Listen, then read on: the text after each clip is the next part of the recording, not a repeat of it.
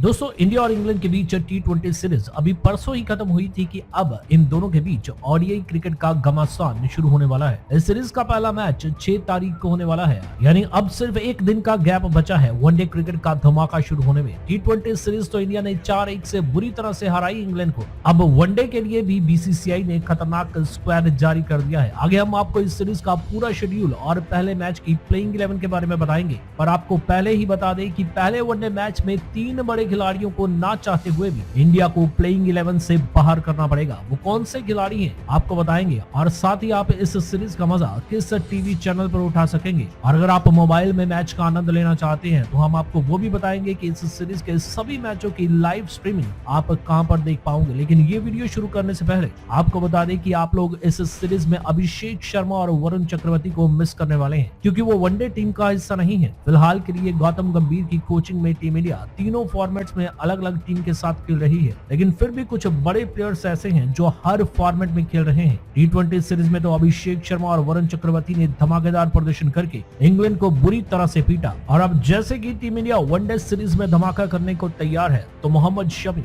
रोहित शर्मा और विराट कोहली पर सबकी नजरें रहने वाली हैं, क्योंकि रोहित और कोहली ने जब से T20 वर्ल्ड कप के बाद T20 क्रिकेट को अलविदा कहा, उसके बाद तो हम क्रिकेट फैंस इन दोनों के लिए वनडे और टेस्ट क्रिकेट का इंतजार करते रहते हैं, ताकि हमें इन दोनों लेजेंड खिलाड़ियों की बैटिंग देखने को मिले। पर ये दोनों खिलाड़ी अभी आउट ऑफ फॉर्म चल रहे हैं, लेकिन ये दोनों वनडे क्रिकेट के बड़े खिलाड़ी हैं। एक वनडे क्रिकेट की सबसे बड़ी पारी खेलने का रिकॉर्ड बना चुका है, तो दूसरे के नाम वनडे क्रिकेट में सबसे ज्यादा शतक है। ऐसे में यह सीरीज काफी रोमांचक होने वाली है, क्योंकि दूसरी तरफ भी जॉस बटलर की टीम है जो T20 का जख्म भरने के लिए उतावली है। लेकिन इंडियन स्क्वाड को देखकर इंग्लैंड के भी होश उड़ जाएंगे कि हम इस वनडे सीरीज में इंडिया के किस किस खिलाड़ी को रोकेंगे। वैसे भी इस सीरीज के ठीक बाद चैंपियंस ट्रॉफी भी शुरू होने वाली है, तो दोनों टीमों के लिए मौका है कि अपनी ताकत और कमजोरी दोनों को पहचान कर चैंपियंस ट्रॉफी के लिए तैयार हो जाएं, क्योंकि ये टूर्नामेंट बहुत बड़ा टूर्नामेंट है, इसीलिए इसे मिनी वर्ल्ड कप का दर्जा भी मिला है। तो सबसे पहले आपको सीरीज का पूरा शेड्यूल बताते हैं, और उसके बाद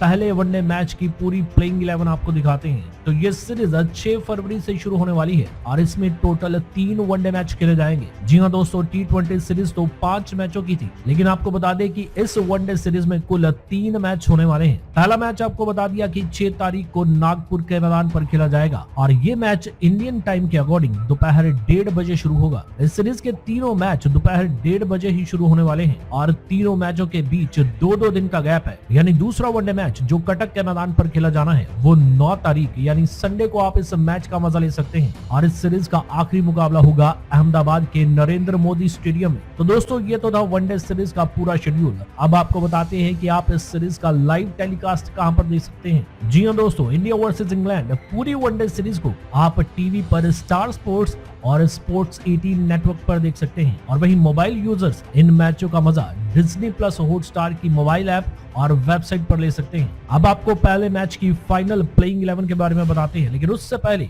उन 3 बड़े खिलाड़ियों पर बात कर लेते हैं जिन्हें पहले वनडे मैच से बाहर रखा गया है। तो दोस्तों इंडिया के स्क्वाड में काफी दमदार प्लेयर्स हैं, लेकिन प्लेइंग 11 बनाने का काम इतना आसान नहीं होगा। कुछ प्लेयर्स को बेंच पर बैठना पड़ सकता है, और अब हम उन्हीं प्लेयर्स की बात करने वाले हैं जिन्हें पहले वनडे मैच में शायद चांस ना मिले। तो वो पहला नाम है यशस्वी जायसवाल। ये नाम आजकल हर जगह चर्चा में है, क्योंकि जायसवाल एक शानदार ओपनर है। बॉर्डर गावस्कर ट्रॉफी के पहले ही मैच में जो पर्थ में खेला गया था, उसमें भी जायसवाल के शतक की बदौलत हम ऑस्ट्रेलिया को हराने में कामयाब हुए थे। लेकिन प्रॉब्लम ये है कि वो अभी पहले वनडे मैच में ओपनर नहीं हो सकेंगे, क्योंकि देखिए रोहित शर्मा तो कप्तान है, ऐसे में उनका ओपनर के तौर पर खेलना तो पक्का है। लेकिन उनके साथ कौन खेलेगा, जायसवाल या फिर शुभमन गिल? अभी के लिए तो वनडे क्रिकेट में टीम इंडिया जायसवाल की जगह शुभमन गिल को ही मौका देने वाली है, क्योंकि शुभमन गिल ने पिछले 2 साल में ओडीआई क्रिकेट में कमाल का प्रदर्शन किया है। हैदराबाद में न्यूजीलैंड के खिलाफ उन्होंने डबल सेंचुरी भी जड़ दी थी, और वैसे भी अभी तक जायसवाल का वनडे क्रिकेट में डेब्यू नहीं हुआ है।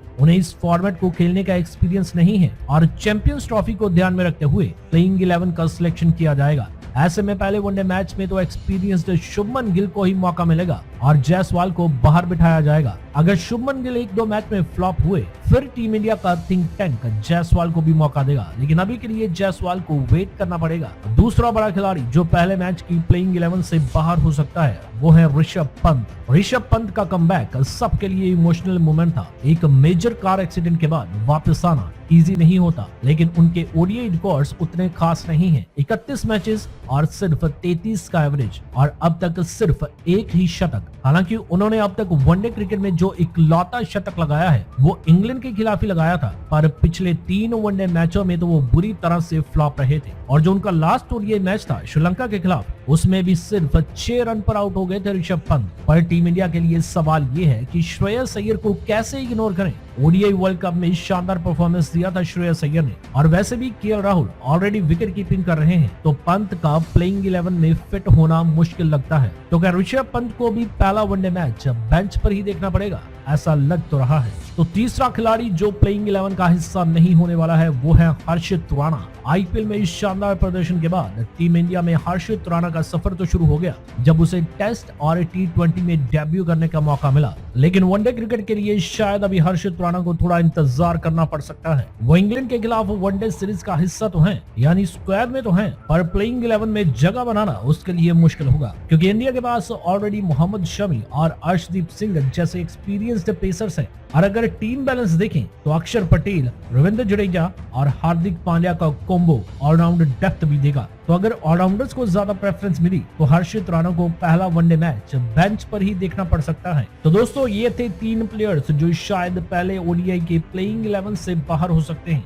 अगर ये खिलाड़ी बाहर हैं तो प्लेइंग 11 में फिर कौन कौन होगा, चलिए देखते हैं। पहले वनडे मैच की प्लेइंग 11, रोहित शर्मा और शुभमन गिल तो ओपनिंग करने वाले हैं, ये तो हमने आपको पहले ही बता दिया। इसके बाद नंबर 3 का स्लॉट तो विराट कोहली के लिए रिजर्व है। नंबर 4 के लिए श्रेयस अय्यर और केएल राहुल में थोड़ा जरूर सोचेगी टीम इंडिया, पर जैसा हमने आपको बताया कि ऋषभ पंत को अभी मौका मिलना मुश्किल लग रहा है, तो ऐसे में किसी को विकेट कीपिंग भी तो करनी पड़ेगी, तो फिर उसके लिए केएल राहुल का टीम में होना जरूरी है। वैसे भी केएल राहुल किसी भी नंबर पर बैटिंग कर सकते हैं, उन्होंने टीम इंडिया के लिए ओपनिंग भी की, नंबर 4 पर भी खेले और एज ए फिनिशर भी। तो ऐसे में हम कह सकते हैं कि वर्ल्ड कप में शानदार प्रदर्शन करने वाले श्रेयस अय्यर नंबर 4 पर उतरेंगे और वहीं केएल राहुल टीम इंडिया के विकेट कीपर होंगे और वो नंबर 5 पर बैटिंग करने आ सकते हैं। उसके बाद अगर ऑलराउंडर्स की बात करें तो नंबर 6 पर हार्दिक पांड्या उतरेंगे। बैटिंग की गहराई को और ज्यादा बढ़ाने के लिए नंबर 7 पर रविंद्र जडेजा और नंबर 8 पर अक्षर पटेल उतरेंगे। वैसे तो वाशिंगटन सुंदर भी ऑलराउंडर के तौर पर इस स्क्वाड में शामिल किए गए हैं, लेकिन टीम इंडिया अपने मेन स्पिनर कुलदीप यादव के साथ मैदान पर उतरेगी। तो नंबर 9 पर होंगे कुलदीप यादव, क्योंकि टी20 सीरीज में हमने देखा कि इंग्लैंड के बैटर किस तरह से इंडिया के स्पिनर्स के आगे आउट होते जा रहे थे, तो ऐसे में कुलदीप यादव का होना टीम में जरूरी है। और अगर पेस अटैक की बात करें